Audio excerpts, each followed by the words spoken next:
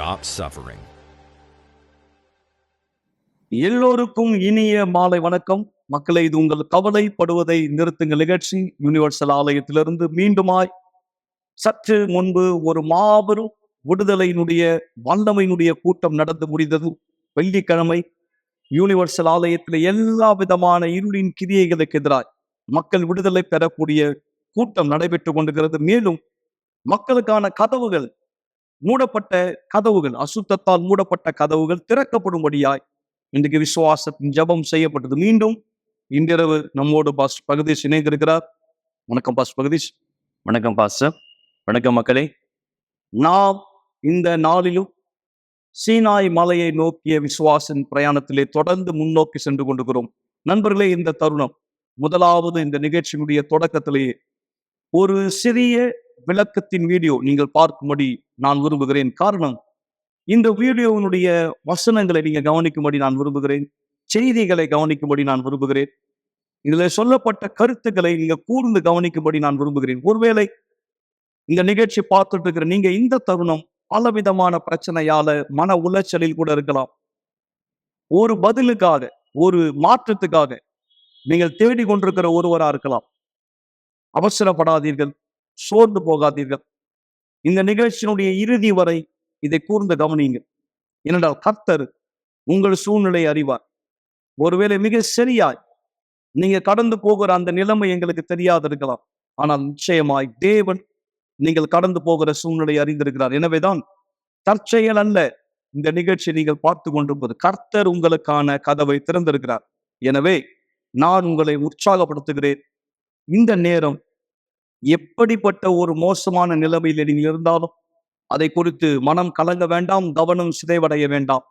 இந்த வீடியோவினுடைய ஒவ்வொரு காரியத்துக்கும் கவனமாய் நீங்கள் செவி கொடுக்கும்படி, எங்களோட ஒன்றிணையும்படி நான் உங்களை வரவேற்கிறேன். என்றால் நடந்தது என்ன, கர்த்தருடைய திட்டம் என்னவாக இருந்தது? இது வெறும் இஸ்ரவேலருக்கு, எபிரேயருக்கு மாத்திரம் அல்ல. மக்களை நீங்கள் புரிந்து கொள்ள வேண்டும். கர்த்தர் நேற்றும் இன்றும் என்றும் மாறாதவர். அதாவது பாஸ்டர் பிரகதீஷ், கர்த்தர் அக்காலத்துல மாத்திரம் இல்ல, அந்த காலகட்டத்துல இருந்த இஸ்ரவேலர், எபிரேயர்களுக்கு மாத்திரம் தேவன் நன்மை செய்பவரா தன்னை வெளிப்படுத்தினார். அதாவது தேவன் மாறிவிட்டாரா? அதாவது கர்த்தர் அந்த காலத்துல மட்டுமே அதிசயங்கள், அற்புதங்கள் செய்கிறவரா? இல்ல இன்றைக்கும் கர்த்தர் மாறாத ஒருத்தரா இருக்கிறார்? பாஸ்டர், நீங்க இந்த வார்த்தை சொல்லியிருந்தீங்க, கர்த்தர் இன்று நேற்று என்றென்று மாறாத தேவன். ஜனங்களே, தேவன் ஒரு பொழுதும் மாறாத தேவன். தேவன் எல்லா நேரத்திலுமே நம்மளை ஆஸ்வதிக்கும்படியாக, நம் நன்மையை கூறியும்படியாக தேவன் விரும்புகிறார். ஆனா விஷயமானது என்ன ஆகுது? எபிரேயர் ஜனங்கள் என்ன பண்ணாங்க? தேவன் எத்தனை அடையாளங்கள் காண்பித்தாலும், தேவன் எத்தனை ஆசீர்வாதம் ஏற்படுத்தினாலும், ஆனா ஜனங்க தேவனை ஏமாற்றினார்கள். தேவன் விரும்பினதை செய்யல, தான் விரும்பினது. அதனாலதான் அவங்க வாழ்க்கையில இது போல நன்மை காரியங்களை அவங்க வாழ்க்கையில பாக்குறீங்க பாசன். அதாவது தேவனுடைய வார்த்தையிலே சொல்லப்பட்டதாய் நாங்கள் பரிமாறிக்கொண்டு, இது என்னுடைய வார்த்தை அல்ல, நம்மளுடைய வார்த்தை அல்ல, தேவனுடைய வார்த்தை. அவர் நேற்றும் இன்றும் என்றும் மாறாதவர். கண்டிப்பாய் எபிரேய ஜனங்கள் கர்த்தருடைய திட்டத்தை புரிந்து கொள்ளவில்லை. எனவேதான் அவர்கள் வழி தவறி சென்றார்கள். ஆனா ஆண்டவர் இன்றைக்கும் அவர்களுக்கு என்ன திட்டம் வைத்திருந்தாரோ அதே திட்டத்தை உங்கள் வாழ்க்கைக்கும் செய்ய வைத்திருக்கிறார். சரியாய் நான் சொன்னது போல, இந்த நிகழ்ச்சியில யார் நீங்க பரிதவிப்பான ஒரு நிலைமையில எங்களை பார்த்து கொண்டிருக்கிறீங்களோ, உங்களுக்கு தேவன் இதை முன் வைக்கிறார். தயவு செய்து எகிப்து தேசத்தில் துவங்கி கானான் தேசம் வரையிலும் கர்த்தருடைய விருப்பமான அவருடைய மக்களை ஒரு நிறைவான வாழ்க்கை வாழும்படி நடத்தி செல்வதே. இதை செய்ய அவர்கள் சீனாய் மலைக்கு வந்தபோது அவர்களோடு அவர் ஒரு உடன்படிக்கை உண்டு பண்ணினார். பின்பு மோசே வந்து கர்த்தருடைய வார்த்தைகள் யாவையும், நியாயங்கள் யாவையும் ஜனங்களுக்கு அறிவித்தான். அப்பொழுது ஜனங்கள் எல்லாரும் ஏக சத்தமாய் கர்த்தர் அருளின எல்லா வார்த்தைகளின்படி செய்வோம் என்று பிரதித்தரம் சொன்னார்கள். கர்த்தர் சொன்ன எல்லா வார்த்தைகளையும் மோசே எழுதினான். அவன் பிற்பாடு பலிபீடத்தை கட்டி தியாகம் செய்தான். மோசே உடன்படிக்கையின் புஸ்தகத்தை எடுத்து ஜனங்களின் காது கேட்க வாசித்தான். அவர்கள் கர்த்தர் சொன்னபடியெல்லாம் செய்து கீழ்ப்படிந்து நடப்போம் என்றார்கள். அப்பொழுது மோசே இரத்தத்தை எடுத்து ஜனங்களின் மேல் தெளித்து இந்த வார்த்தைகள் யாவையும் குறித்து கர்த்தர் உங்களோடே பண்ணின உடன்படிக்கையின் ரத்தம் இதுவே என்றான். இன்னொரு முறை உடன்படிக்கையானது செய்யப்பட்டதானால் இந்த முறை வார்த்தையினால் இரத்தத்தால் முத்திரை பதிக்கப்பட்ட உடன்படிக்கை, தேவனோடு கூட ஒரு திருமண பந்தம், சர்வ வல்லவரோடு திருமணம். இருப்பினும் 1 மாதம் கழித்து இதே ஜனங்கள் ஒரு தங்க கன்றுக்குட்டியை வணங்கினார்கள். அவர்கள் தேவனோடு கூட ஏற்படுத்தின ஒப்பந்தத்தை பற்றிய உடன்படிக்கை குறித்து ஒன்றும் புரிந்து கொள்ளவில்லை. அதே தருணம் தம் பரிசுத்தத்தை குறித்து கர்த்தர் மோசேக்கு அறிவுறுத்தினார். பிற்பாடு தேவன் கடினமான ஒரு துரோகத்தை சந்தித்தார். ஜனங்களோடு கூட இருப்பதில்லை என்று முடிவெடுத்தார். துரதிருஷ்டவசமாக மனுஷ குலமானது இதே தவறை மீண்டுமாக செய்து கொண்டிருக்கிறது. எத்தனை பொருத்தனைகள் நீங்கள் செய்தீர்கள், ஆனால் நிறைவேற்றவில்லை. ஜெபத்தில் எத்தனை வார்த்தைகளை கொடுத்தீர்கள், சொன்னீர்கள், ஆனால் பிற்பாடு நீங்கள் அதை மறந்து போனீர்கள். தேவன் நம் ஜெபங்களை நினைவு கூறுகிறார். நாம் சொல்கிற ஒவ்வொரு வார்த்தையும் கருத்தில் எடுத்துக் கொள்கிறார் கவனமாய். காரணம், அவர் சொல்கிற ஒவ்வொரு வார்த்தையிலும் அவர் உண்மை உள்ளவராக இருக்கிறார். தேவனுடைய பிரசன்னத்தை விரும்புகிற ஒவ்வொருத்தருமே தாம் சொல்லுகிற ஒவ்வொரு வார்த்தையும் கணக்கில் எடுத்துக் கொள்ளப்படும் என்பதில் கவனம் செலுத்த வேண்டும். மோசே இந்த கவனம் உள்ளவராயிருந்தார். எனவேதான் கர்த்தருடைய பிரசன்னத்திலே நிலைத்திருந்து தேவனோடு முகமுகமாய் பேசக்கூடிய அனுபவத்தை பெற்றார். தேவனோடு கூட நீங்களும் இதே நெருக்கத்தை அனுபவிக்க விரும்பினால் இன்று முதல் நீங்கள் சொல்லுகிற ஒவ்வொரு வார்த்தைக்கும் உங்களுடைய செயல்களுக்கும் கவனம் கொடுங்கள். நீங்கள் சொல்லுகிற ஒவ்வொரு வார்த்தைகளுக்கும், நீங்கள் தேவனிடத்தில் சொல்லுகிற எல்லாமே நீங்கள் அவரோடு செய்கிற உடன்படிக்கை என்பதை புரிந்து கொள்ளாமல் இனி ஒருபோது வார்த்தையை சொல்லாதீர்கள்.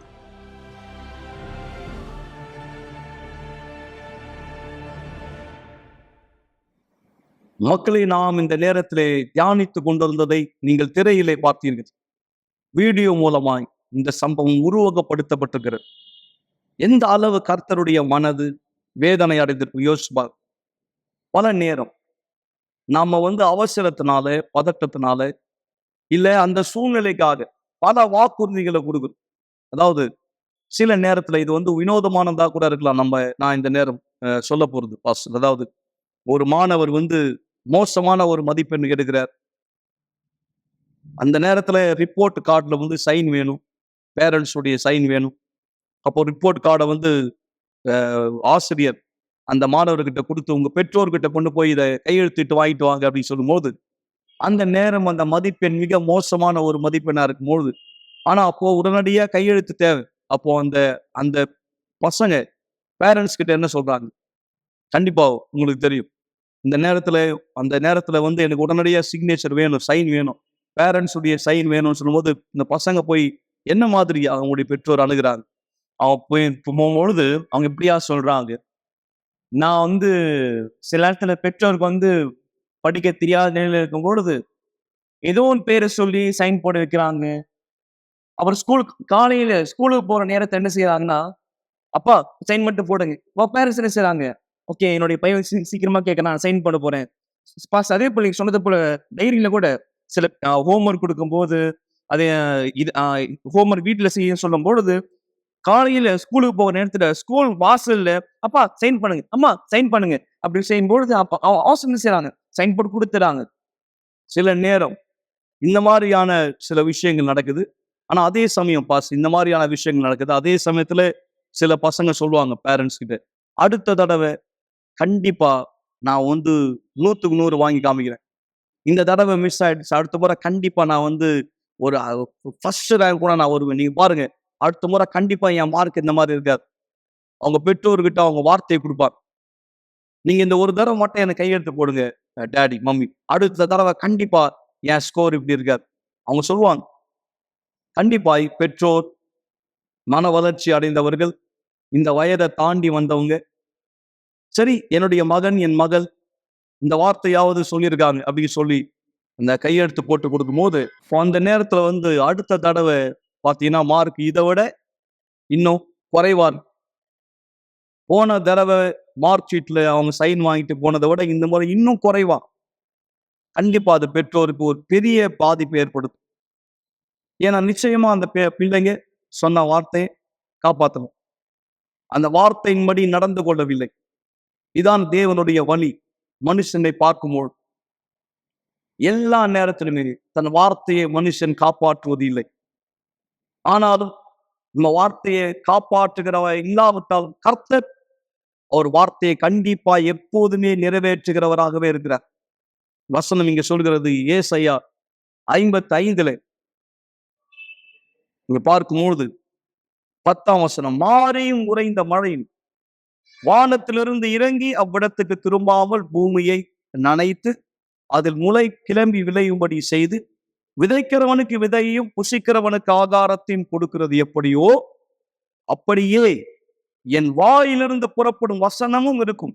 அது வெறுமையா என்னிடத்துக்கு திரும்பாமல் அது நான் விரும்புகிறதை செய்து நான் அதை அனுப்பின காரியமாகும்படி வாய். நண்பர்களே, கர்த்தர் வார்த்தை ஒருபொழுது மாறார். அவர் பேச்சு மாற மாட்டார். பிரச்சனை என்ன?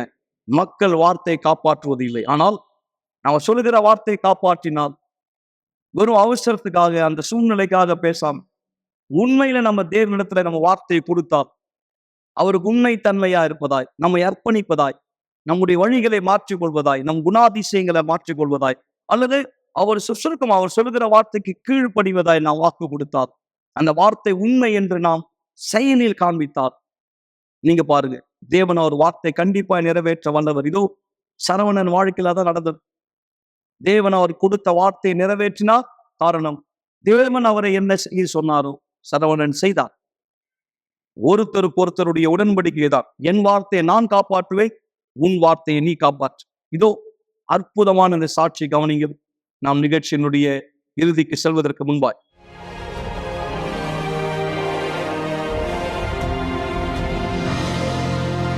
என் பேர் சரவணன். வயசு 43. அதாவது நான் யூனிவர்சிட்டியில் அது எதுக்கு முதல்ல வந்தேன்னா, எனக்கு எப்போ பார்த்தாலும் தற்கொலை எண்ணம் வந்துக்கிட்டே இருக்கும். அப்புறம் தூக்கமே இருக்காது. இரவனும் தூக்கம் இருக்காது, பகலையும் தூக்கம் இருக்காது, ஒரு நிம்மதியே இருக்காது. எப்பவுமே என்னை யாரோ ஒருத்தர் பயமுறுத்துற மாதிரியே இருக்கும். எனக்குள்ள ஒரு திகில் இருந்துகிட்டே இருக்கும். அதாவது ஒரு 10 வருஷத்துக்கு முன்னாடி திடீர்னு எனக்குள்ளாக ஏதோ ஒன்று நுழைந்த மாதிரி இருந்தது. நல்லா ஞாபகம் இருக்கு. அது நுழைந்த அன்னைக்கே எனக்கு இரவுல தூக்கமே கிடையாது. சரி, நார்மலாக நம்ம என்னைக்காவது ஒன்றா தூங்காம இருந்துக்கிட்டேன். காரணமே இல்லாமல் தற்கொலை எண்ணங்கள், ஏதாவது பண்ணிக்கணும், இந்த உலகத்தை வாழவே கூடாது, எந்த காரணமும் இல்லாமல் ஒரு தற்கொலை எண்ணங்கள் என்னை மிரட்டிக்கிட்டே இருக்கும். என் சிந்தனைக்குள்ள ஏதோ ஒன்று பேசுற மாதிரி இருக்கும். எனக்குள்ளாக ஏதோ ஒன்று என்னை இயக்குற மாதிரி இருக்கும். எனக்கு விஷயங்கள் புரியாது. ஒருவேளை நமக்கு தான் இது மாதிரி தோணுதா? அப்போ ஃப்ரெண்ட்ஸ் சர்க்கிளை கேட்பேன், என்ன இது மாதிரிலாம் சொல்கிறேன், நல்ல டாக்டர் பாரு, நல்ல சைக்காட்ரிஸ்ட் பாரு. அப்புறம் நான் வீட்டில் சொன்னேன்னா என்ன சில டாக்டர்கிட்ட கூட்டு போனாங்க. அவங்க செக் பண்ணிட்டு ஒன்றும் இல்லை, நார்மல், ஒரு தூக்கம் இல்லாமல் இருக்காரு, அதனால ஸ்ட்ரெஸ்ஸாக இருக்கும்னு டேப்லெட் கொடுப்பாங்க. ஆனால் எந்த டேப்லெட் போட்டாலும் எனக்கு தூக்கமே வராது. எப்படி பார்த்தாலும் விடிகாலையில் நான் 4:30 5 மணி தான் தூங்குவேன். அதுவும் ஒரு 1 hour 1 hour தூங்குவேன். அதுக்கப்புறம் நான் கண்ணை விழிச்சிட்டேன்னா, டாய்லெட் போக கண்ணை விழிச்சிட்டேன்னா திருப்பி எனக்கு தூக்கமே வராது. அந்த 24 மணி நேரத்தில் எனக்கு அதிகபட்சமாக நான் 2 மணி நேரம் தூங்குறதே பெரிய விஷயமா இருக்கும். அப்போ நான் என் குடும்பத்தை சொல்லல, அவங்க சில இடங்கள்ல போய் என்னை கூப்பிட்டு போனாங்க. அங்கே சில விஷயங்கள் செய்ய சொன்னாங்க. அதாவது விஷயங்கள்லாம் இரவில் தங்குங்க, நடந்து போக, விரதம் இருங்க, சில விஷயங்கள் சொன்னாங்க. சரி, யார் என்ன சொன்னாலும் நமக்கு ரிலீஃப் கிடைக்கும்னு நான் செஞ்சேன். ஆனால் எனக்கு 1% கூட அதில் எந்த ரிலீஃபும் கிடையாது. யார் என்ன சொன்னாலும், சொந்தக்காரங்க, தெரிஞ்சவங்க, ஃப்ரெண்டு, யார் என்ன சொன்னாலும் அது செய்வேன். ஏன்னா எனக்கு தேவை முதல்ல தூக்கம், நிம்மதி, அந்த சிந்தனைகள் நான் விடுபடணும். ஒரு இடத்துல கூட்டு போகல, உங்களுக்கு நான் இந்த பிரச்சனை சரி பண்ணுறேன், 4000 ரூபா கொடுங்க அப்படின்னா கூட நான் எதை பற்றி யோசிக்க மாட்டேன், குறைக்க சொல்ல மாட்டேன். என்னோட பிரச்சனை விடுபட்டு போனால் போதும், அந்த பணத்தை கொடுப்பேன். இந்த மாதிரி நான் சில்லறையாகவே எப்படி பார்த்தாலும் ஒரு 1 லட்சம் ரூபாய்க்கு மேலே வீட்டுக்கு தெரிஞ்சு கொஞ்சம், வீட்டுக்கு தெரியாமல் கொஞ்சம் செலவு பண்ணி பார்த்தேன். எதுவுமே எனக்கு ரிலீஃப் கிடைக்கல. 11 வருஷமா எனக்கு என்னென்னமோ, நானும் மெடிடேஷன் சொல்லுவாங்க, நீங்கள் இப்படி பண்ணுங்க, மனசு கூட ஏதாவது சொல்லுங்க, அப்படி பண்ணுங்க, எது பண்ணாலும் என்னோட கவனத்தை நான் எங்கே திசை திருப்பினாலும், ஒரு மூவி பார்த்தாலும், ஒரு புக் நாவல் படித்தாலும், குழந்தைகளோட விளையாண்டாலும், எது பண்ணாலும் என்னோட கவனத்தை டைவர்ட் பண்ணால் அந்த மைண்ட் ஆட்டோமேட்டிக்காக அந்த சூசைட் தாட் தான் போகும். அந்த நான் எடுக்கிற ஸ்டெப்ஸ் ஒரு 5 நிமிஷம் தான் அந்த ரிசல்ட் கொடுக்கும். ஒரு நாவல் படிக்கிறேன்னா ஒரு 5 நிமிஷம் தான் அந்த கதை என் மனசுக்குள்ள ஏறும். அதுக்கப்புறம் என்ன படித்தாலும் அந்த மனசுக்குள்ள எனக்கு ஏறாது. அதாவது அந்த பழைய ஞாபகம் தான் வரும். அந்த சொல்லிக்கிட்டு மனசுக்குள்ள என்ன தற்கொலை பண்ணிக்கணும், இனிமேட்டு உனக்கு சான்ஸே கிடையாது, நீ எங்கே போய் நீ உன்னை காப்பாற்றிக்குவ, எல்லாம் பண்ணியாச்சு, எல்லா விஷயம் பண்ணியாச்சு, டாக்டர்கிட்ட போயாச்சு, எல்லா விஷயம் பண்ணியாச்சு, இனி பண்ண ஒன்றுமே கிடையாது, லாஸ்ட்டு இதுதான் நீ கார்னர், இதுக்கு மேல இந்த உலகத்தை எடுக்கக்கூடாது, இருந்து என்ன பிரயோஜனம் அப்படின்னு அந்த எண்ணங்கள் வந்து மிரட்டிக்கிட்டே இருக்கும். அதே சொல்யூஷன் கொடுக்கும், எப்படி சூசைட் பண்ணிக்கணும், எந்த ஸ்டெப் எடுக்கணும், எங்க போகணும், எல்லாமே அந்த எண்ணங்கள் எனக்கு கைட் பண்ணும். அதாவது தற்கொலை பண்ணணும்னு என்ன வரையில எனக்குள்ள நான் ஒரு சான்ஸ் கொடுத்துப்பேன். இன்னும் ஒரு வாரம் பார்ப்போம், நம்ம மைண்டை வேற ரூட்ல ப்ராக்டிஸ் பண்ணி பார்ப்போம். அப்படி எது பண்ணாலும் சான்ஸ் இல்லைன்னா அப்போ நான் முடிவு பண்ணிட்டேன், இனிமேட்டு நம்மளால போராட முடியாது. ஏன்னா 11 வருஷம் போராட்டம். அப்போ நான் செயல் இறங்க ஆரம்பிச்சேன். அப்போ தற்கொலை பண்ணா கூட உயிர் சடனா போயிடணும், ரொம்ப கஷ்டப்பட்டு ஹாஸ்பிட்டல்லாம் போயிட்டு பண்ணக்கூடாது. இதுக்கு ஒரே ஸ்டெப்ஸ், நம்ம வந்து ட்ரெயினில் விழுந்தா நம்மளை யாரும் காப்பாற்றவும் முடியாது. ஒரே நிமிஷம் முடிஞ்சோன்னு ஒரு 3 தடவை அதுக்கு ட்ரை பண்ணேன். இப்போ தற்கொலை பண்ணான்னு போகையில நான் தண்டவாளத்துக்கிட்ட நிற்கையில ஏதாவது ஒரு ட்ரெயின் வேகமாக வர ட்ரெயினில் விழலான்னு நிற்பேன். ட்ரெயினில் ரொம்ப மெதுவாக வரும். அப்போ அந்த ட்ரெயின் கிட்ட வரையில எனக்குள்ள ஒரு கான்சியஸ் வரும், ஏன் நம்ம இன்னும் கொஞ்சம் டைம் எடுத்துக்கூடாது, இன்னும் கொஞ்சம் ட்ரை பண்ணக்கூடாது. அப்போ இன்னும் ஒரு மனசு சொல்லும், இல்லை ஆல்ரெடி எல்லாமே முயற்சி பண்ணியாச்சு, இன்னும் ஏன் நாள் கிடத்தாது, இல்லை ட்ரை பண்ணி பார்ப்போம். அப்படி என்ன நானே மனசுல சமாதானம் பண்ணிக்கிட்டு ரொம்ப கஷ்டப்பட்டு அப்புறம் நான் அங்கேருந்து வந்துடுவேன். வந்து நான் என்னோட வேலையை செய்வேன். ஆனாலும் இந்த வாட்டி தப்பிச்சுட்டேன், அடுத்த வாட்டி கண்டிப்பா அந்த எடுத்த முடிவு வந்து மாறாதுன்னு அந்த தாட் சொல்லிக்கிட்டே இருக்கணும். அதாவது என்னோட கடைக்கு ஒரு வாடிக்கையாளர் வருவாங்க, அவங்க யூனிவர்சல் ஆலயத்தை சேர்ந்த ஒரு அசிஸ்டன்ட். அவங்க அசிஸ்டன்ட் யாருன்னு எனக்கு தெரியாது, அவங்க ஒரு சகோதரி மாதிரி எனக்கு பேசுவாங்க. அப்போ கேட்டாங்க, நீங்க ஆள் ரொம்ப நெஞ்சு போயிட்டீங்க, கண்ணெல்லாம் உள்ள இருக்கு, என்ன விஷயம், ஏதாவது உடம்பு பேசுறேன். அப்போ நான் அவங்கள்ட்ட வந்து நீங்க சகோதரி மாதிரி இருக்கீங்க உங்கள்கிட்ட சொல்றேன்னா, அப்போ நான் சிம்பிளா இதான் சொன்னேன், லைட்டை தூக்கம் வர மாட்டுது, எனக்கு கெட்ட கனவெல்லாம் வருது, சூசைட் பண்ணிக்கணும் என்ன வருது. அப்போ அவங்க சொன்னாங்க, நீங்க வந்து இங்க யூனிவர்சல் ஆலயத்துக்கு வாங்க, அங்க வந்து அவங்களுக்கு பிரச்சனை சரியாகும் அப்படின்னாங்க. அப்போ அவங்க சொல்லல, சரி நம்ம பிரச்சனை நம்ம எங்கெங்கயோ போனோம், இங்கேயும் போய் ட்ரை பண்ணி பார்ப்போம், கடைசியாக ஒரு ட்ரை பண்ணி. அப்போ நான் போனேன். போகையில இந்த மாதிரி இப்போ ஃபர்ஸ்ட் மீட்டிங்ல இருக்கையில நீங்க எங்க இருந்து வாங்கி கேட்டாங்க, நீங்க இந்த வர இந்த பிரச்சனை. அப்போ அவங்க சொன்னாங்க, சரி தொடர்ச்சியா வாங்க, விசுவாசமா வாங்க, உங்க பிரச்சனை விடுதலை ஆயிடுறாங்க. அப்போ நான் தொடர்ச்சியா போக ஆரம்பிச்சேன். எனக்குள்ள ஒரு நம்பிக்கை, சரி எவ்வளவோ செலவு பண்ணோம், இது வந்து நம்ம ஒரு முயற்சி தானே, இதையும் பண்ணிப்பாங்க. அப்போ நான் தொடர்ச்சியா வாரத்துல புதன்கிழமை, வெள்ளிக்கிழமை, ஞாயிற்றுக்கிழமை 3 பிரேயர் வந்து மிஸ் பண்ணாம தொடர்ச்சியா வர ஆரம்பிச்சேன். அப்படி இதை வந்துட்டு இருக்கையில ஓரளவு நிவாரணம் கிடைச்சது. அந்த எண்ணங்கள் வந்து கொஞ்சம் ரிலாக்ஸ் ஆச்சு. அப்போ நான் எல்லாரும் பக்கத்துல கேட்பேன், உங்களுக்கு என்ன ஆச்சு, நீங்க எதனால வந்தீங்க, இந்த பக்கத்துல கேட்பேன், உங்களுக்கு என்ன ஆச்சு எதனால வந்தீங்க. இப்போ அவங்களுக்கு சொல்லுவாங்க வாழ்க்கையில இருந்து, இவங்க வாழ்க்கையில நடந்திருக்கேன், எனக்கு நடக்க மாட்டேது, நான் வந்து ஏறக்கூடிய ஒரு 3 மாசம் மேல வரேன்னு எனக்கு முழு ரிசல்ட் கிடைக்கலையே அப்படின்னு ஒரு நாள் பாஸ்டர் சொன்னாரு, நீங்க வந்து உங்க வாழ்க்கையை பீடத்து மேல அர்ப்பணிங்க, 100% அர்ப்பணிங்க, 50% 20% 100% நம்பி வாங்க, உங்க பிரச்சனை என்னன்னு பீடத்துக்கு மேல சொல்லுங்க, கண்டிப்பா ஒரு விடுதலை கிடைக்கிறாரு. அப்போ நான் ஒரு தீர்மானம் பண்ணேன், இனிமேட்டு இழக்க ஒண்ணுமே கிடையாது, எல்லா வழியும் ட்ரை பண்ணியாச்சு.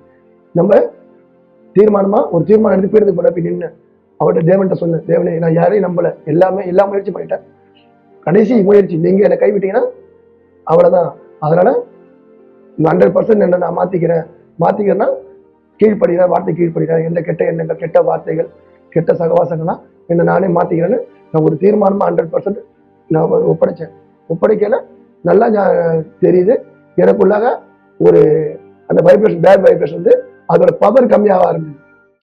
அதோட பவர் வந்து ஃபர்ஸ்ட் ரொம்ப ஸ்ட்ராங்கா இருந்து அதோட பவர் நாளுக்கு நாள் கம்மியாகல. அப்ப கூட ஆகா, தேவன் வந்து என் வாழ்க்கையில கண்டிப்பா வேலை செய்யறாரு. நான் ஒரு தீர்மானம் எடுத்து என்னைக்கு நான் பீடத்துக்கு நின்னனும் அந்த பவர் கம்மியாக ஆரம்பிக்கல. நல்லா தூங்க ஆரம்பிச்சேன். அந்த எண்ணங்கள், சிந்தனை ஓட்டங்கள் இருந்துச்சு. நான் பீடத்தை 100% அர்ப்பணிச்ச பிறகு நல்லா தூங்க ஆரம்பிச்சேன். அதுக்கு முன்னாடி வீட்டுல வந்து எல்லாத்தையும் சொல்லிட்டே போயிருங்க, அது செய்யுது இது செய்யுது. அப்ப அவங்க ஒரு அளவுக்கு மேல அவங்க எப்ப பார்த்தா ஏதாவது சொல்லிட்டே இருப்பீங்க, சும்மா இருக்க மாட்டேனாங்க. இந்த வார்த்தைகள் என்னன்னா அவங்க என்னை பார்க்க ஆரம்பிச்சாங்க, என்ன இவன் எப்ப பார்த்தா ஏதாவது சொல்லிக்கிட்டு இருப்பான், இப்ப எதுவும் சொல்லாம இருக்கேன்னு. அவங்க யூனிவர்ஸ் எடுத்து போட தெரியாது. அப்ப சொன்ன எனக்கு வந்து நான் இங்க போனேன், அதனால எனக்கு வித்தியாசம் நடந்தது. அப்படியா, நம்பவே முடியலையே. நானும் நம்பாம தான் போனேன். எல்லாரும் சொன்னாங்க கண்டிப்பா இப்ப நல்லா தூங்குறேன். அப்போ நான் அந்த கடை ஃபர்ஸ்ட் இருக்கிற ஒரு சின்ன கடை, 54 ஸ்கொயர் ஃபீட் கடை, அந்த கடையில என்னோட கவனம் இருக்காது. எப்ப பார்த்தாலும் இந்த எண்ணத்திலேயே நான் நிறைய செலவு பண்ண, முதலீடு கிடையாது, கடை வாடகை கொடுக்க முடியாது, கடையை காலி பண்ற ஸ்டேஜ் வந்தேன். இங்க திங்கட்கிழமை கூட்டத்துல வர ஆரம்பிக்கல. எனக்கு படிப்படியா தேவன் வந்து இதை விட பெரிய கடை, 5 மடங்கு பெரிய கடை கொடுத்தாரு. 4 ஸ்டாஃப் வச்சு சம்பளம் கொடுக்குறேன். இன்னைக்கு வந்து அந்த கடைக்கு 7,500 வாடகை. இந்த கடைக்கு மாசம் என்னோட செலவே வந்து ஏறத்தாழ 1 லட்சம் ரூபாய் செலவு. இந்த தேவன் வந்து அப்படியே சின்ன விஷயத்துல என்ன ஒரு பெரிய விஷயத்துக்கு கொண்டு போய் பண்ணிருக்கேன். உங்க வந்து வாழவே விருப்பம் இல்லைன்னப்ப நம்ம இந்த வியாபாரத்தை என்ன பண்றது? ஒரு கடமைக்கு பேருக்கு என்ன நடத்துவேன். இப்போ வந்து தேவன் எனக்குள்ளாக நிறைய விஷயங்களை சொல்லியிருக்காரு. நீ வாழ்க்கையில உன்னை புறக்கணிச்சவங்களுக்கு வாழ்ந்து கட்டும். நான் தேவன்டி தான் கேட்பேன், தேவனை என்னோட வாழ்க்கைக்குள்ளாக நீங்க இருக்கீங்கன்னு மற்றவங்க என்னோட வார்த்தையை பார்த்து தெரிஞ்சுக்கூடாது, என்னோட வாழ்க்கையை பார்த்து தெரிஞ்சுக்கணும் அப்படின்னு நினைச்சுதான் நான் ஒரு தடவை வேண்டுவேன். என்னோட வாழ்க்கையை பார்த்து மற்றவங்க உன் வாழ்க்கை எப்படி மாறிச்சுன்னு அதே மாதிரி இப்ப கேட்க ஆரம்பிச்சாங்க. நானும் நிறைய உறுப்பினர் கொண்டு வந்து சேர்த்திருக்கேன். அவங்க வாழ்க்கையில எவ்வளவு சாட்சியம் சொல்லியிருக்காங்க. எல்லாத்தோட மிக முக்கியமானது நான் என்ன நினைச்சேன்னா, ஒரு நாள் சொன்னாங்க, பரிசுத்த ஆவி கிடைச்சாதான் நீங்க வந்து உங்க வாழ்க்கையில ரட்சிப்பு. ஏன்னா ரட்சிப்பை வந்து விலை கொடுத்து வாங்க முடியாது. பொருளோட ஆசீர்வாதம் இன்னைக்கு இருக்கும், நாளைக்கு எக்ஸ்ட்ரா ஆகலாம், குறைவாகலாம், சூழ்நிலை மாறல நம்ம. ஆனா ரட்சிப்பு வந்து நீங்க விலை கொடுத்து வாங்க முடியாது. இதுக்கு முதல் காரணம் நீங்க உங்களுக்கு பரிசுத்த ஆவி தேடணும். பரிசுத்த ஆவிக்கு நீங்க கவனம் கொடுங்க. நான் புதன்கிழமை பேர்ல நான் வேற எதையுமே கேட்க மாட்டேன். எனக்கு இன்னும் உங்க ஆவி அதிகமா வேணும், இன்னும் அதிகமா அந்த ஆவியை பெற்று என்ன மாதிரி கஷ்டப்படுறவங்க, நான் எனக்கு வந்து உதவி பண்ணவன், நானும் நிறைய பேருக்கு போய் உதவி பண்ணணும் என் வாழ்க்கையில நான் சொல்லி அவங்களும் விடுதலையும் நிம்மதி பெறணும்னு சொல்லி தான் கேட்டுக்கிறேன். அது எனக்கு பரிசுத்தாவே கிடைக்குது. கண்டிப்பா இப்போ நான் பீஸ்ஃபுல்லா இருக்கேன், எனக்கு எந்த பயமும் கிடையாது. நான் மற்ற மக்கள்கிட்ட என்ன சொல்ல விரும்புறேன்னா, சூழ்நிலைகள் வந்து நமக்கு முன்னாடி ரொம்ப கஷ்டமா தெரியும். ஏன்னா இதுதான் முடிவு, இதுக்கு மேல வாய்ப்பே கிடையாது, வழியே கிடையாது, சொல்யூஷனே கிடையாது. ஆனா தேவன்கிட்ட போனோம்னா நம்ம வந்து நமக்கே தெரியாது அந்த சிந்தனையில இதுக்கு இப்படி ஒரு தீர்வு இருந்தது, நம்ம வாழ்க்கையே அப்படியே மாத்திடுவாரு. அதுல ஒரே முக்கிய சாட்சி நான். ஏன்னா சான்ஸே கிடையாது, எல்லா வழியிலும் ட்ரை பண்ணியாச்சு, லாஸ்ட் ஃபைனல் இதுதான் ஒரு முடிவு எடுத்தேன். என் வாழ்க்கை மாறிச்சு. என் வாழ்க்கை எப்படி மாறிச்சோ அதே மாதிரி கண்டிப்பா உங்க வாழ்க்கையும் மாறும். நீங்க தேவனை நம்பினீங்கன்னா 100% நம்பினீங்கன்னா இதுல எந்த சந்தேகமும் கிடையாது, கண்டிப்பா உங்க வாழ்க்கையான மாறும்.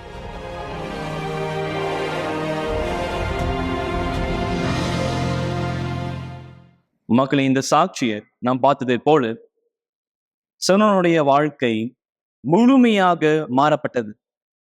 அவர் எங்கே விழுந்தாரோ அவர் அங்கே எழுந்து நின்னார். இந்த வார்த்தையில அவங்க எந்த இடத்துல தோர்த்து போனாரோ, எந்த இடத்துடைய வாழ்க்கை அழிந்து போனதா இருந்ததோ அந்த இடத்துல தேவன் அவருடைய வாழ்க்கையில மாபெரிதாய் ஆசீர்வாதத்தாய் மாற்ற செய்தார். எப்படி அவருடைய வாழ்க்கையானது மாறப்பட்டதோ நிச்சயமாய் உங்களுடைய வாழ்க்கையானது மாறப்படும். அதே போல நான் உங்களுக்கு அழைப்புதல கொடுக்க விரும்புறேன். இந்த ஞாயிற்றுக்கிழமை காலை 9:30 மணிக்கு நீங்க இந்த ஸ்கிரீன்ல பார்ப்பதை போல சங்கீதம் 91 அதிகாரத்துடைய கைக்குட்டியை நீங்க பெற்றுக்கொள்வீங்க. உங்களுடைய வாழ்க்கையில இது போல சூழ்நிலை, கஷ்டங்கள், வியாதி நீங்க சந்திக்கிறீங்களோ எல்லா விதமான விடுதலை நிச்சயமாய் உங்களுடைய வாழ்க்கை மீதாக ஏற்படும். இந்த கைக்குட்டையின் மூலியமாய் நீங்கள் தேவன் மீதாக விசுவாசம் வைப்பதன் மூலியமாய் கண்டிப்பா இது வந்து உங்க விசுவாசத்தினுடைய செயல், விசுவாசத்தினுடைய ஒரு நடவடிக்கை. நீங்கள் விசுவாசித்தால் இந்த கைக்குட்டை கர்த்தர் பயன்படுத்த முடியும். உங்க குடும்பத்தாருக்கும் உங்களுக்கும் அற்புதங்களை செய்ய முடியும். விசுவாசத்தினால் அடையாளங்கள் நடக்கும் என்று பைபிள் சொல்லியிருப்பதை போல நண்பர்களே, ஞாயிற்றுக்கிழமை காலை 9:30 மணி நீங்கள் எங்கள் சிறப்பு விருந்தினர்.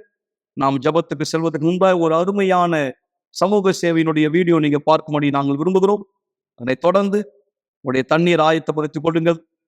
மேலும் நாம் ஜபத்திலே முன்னோக்கி செல்லும்படியா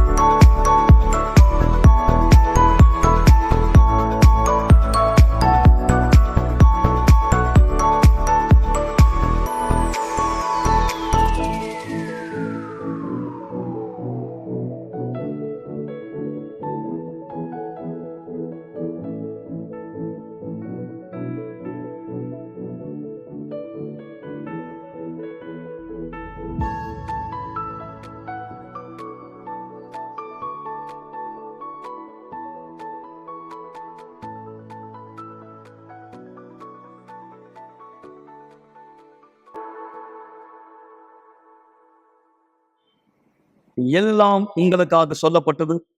வார்த்தையை கேட்டீர்கள், சாட்சிகளை கேட்டீர்கள். அது மாத்திரமல்ல, தேவன் மக்களுடைய சரீர தேவைகளையும் சந்திக்கிறார் என்பதனுடைய ஒரு சமூக சேவையினுடைய வீடியோ நீங்க பார்த்தீர்கள். நண்பர்களே, கர்த்தர் எவ்விதத்திலும் அவர் வார்த்தையை மாற்றிக் கொள்வது இல்லை.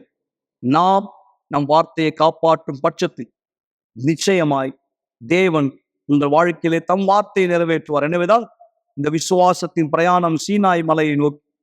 இப்போதும் நீங்கள் எங்களோடு இணைய விரும்பினால், இந்த நிகழ்ச்சியில பங்கேற்க விரும்பினால், நேரடியாய் வாருங்கள் அல்லது தொலைபேசியில் எங்களை தொடர்பு கொள்ளுங்கள். வாட்ஸ்அப் மூலமாய் கண்டிப்பாய் நீங்கள் வழிகாட்டுதலை பெற்றுக்கொள்வீர்கள். இந்த அற்புதமான அருமையான பாடல் ஒலிக்கிற இந்த நேரம் நான் உங்களை வரவேற்கிறேன். நான் முன்பு சொன்னதைப் போல உங்கள் குடும்பத்தாரோட ஒன்றிணைங்கள். உங்கள் சிறு பிள்ளைங்க எல்லாரும் ஒன்றிணைங்க. தண்ணீரை கையில் எடுத்துக் கொள்ளுங்கள். நம்ம ஜபத்தில் அதை ஆசீர்வதிக்க போகிறோம். கர்த்தருடைய சக்தி உங்களுக்கும் உங்கள் குடும்பத்தாருக்கும் வெளிப்படும்படியா. கண்களாலே நிலையாக என்னை காண்கின்றவர்,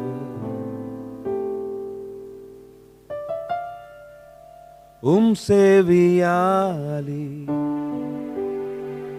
என்னாலும் கூறல் கேட்கின்றீர். அழுகின்றேனே நான், மகிழ்ச்சியில் பதில் காலை வரும். எனக்கருகில் நீ தொலைவில் இல்லை, என்றும் மாறாத உண்மையும் நீ.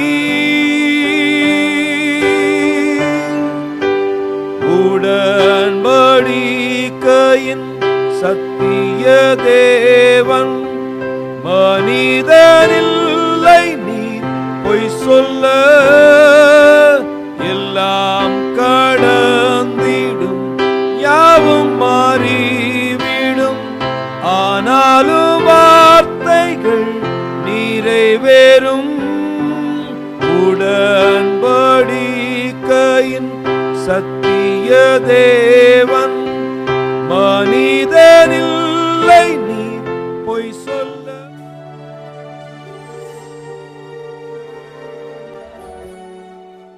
ஜெபம் தேவனுடனான நம்முடைய தொடர்பாகும். நீங்கள் சாட்சிகளை பார்த்தீர்கள், நீங்கள் வார்த்தையை கேட்டீர்கள். ஆனால் இப்பொழுது தயவு செய்து கண்களை மூடியிருங்கள். ஜெப நேரத்திற்காய் நாம் நம்மை ஆயத்தப்படுத்திக் கொள்ளலாம். மகா பரிசுத்தம் உள்ள தேவனே, வார்த்தை மாறாதவரே, நேற்றும் இன்றும் என்றும் மாறாதவரே, இன்றைக்கும் இந்த வார்த்தையை கேட்டவர்கள் யார்? உன் வார்த்தைக்கு கீழ்ப்படிய தீர்மானித்திருக்கிறார்களோ, குடும்பமாய் உட்கார்ந்து இந்த ஜபத்தை கேட்டுக்கொண்டிருக்கிறார்கள், விசுவாசிக்கிறார்கள். பரிதவிப்பான ஒரு சூழ்நிலையை, போராட்டத்துக்குரிய ஒரு சூழ்நிலையை கடந்து செல்கிறார்கள். தேவன், நான் உம்மிடத்திலே கேட்கிறேன், உன் சக்தி இஸ்ரவேலருக்கு வெளிப்பட்டதை போல் எகிப்திலே இந்த இடத்திலும் இந்த நேரத்திலும் உம்மை நோக்கி காத்திருக்கிற ஒவ்வொருத்தருக்கும் வெளிப்படட்டும். இந்த தண்ணீரை உபயோகப்படுத்தும், இதிலிருந்து பருகுகிறவர்களுக்குள் உன் சக்தி பாய்ந்து செல்லும்படி இந்த தண்ணீரை நான் ஆசீர்வதிக்கிறேன். இந்த குடும்பத்தாரை ஆசீர்வதிக்கிறேன், உம்முடைய நாமத்தின் மகிமைக்காய். ஆமென். தேவன் இதோ இந்த குடும்பத்தை ஆசீர்வதிக்கும் தகப்பனே.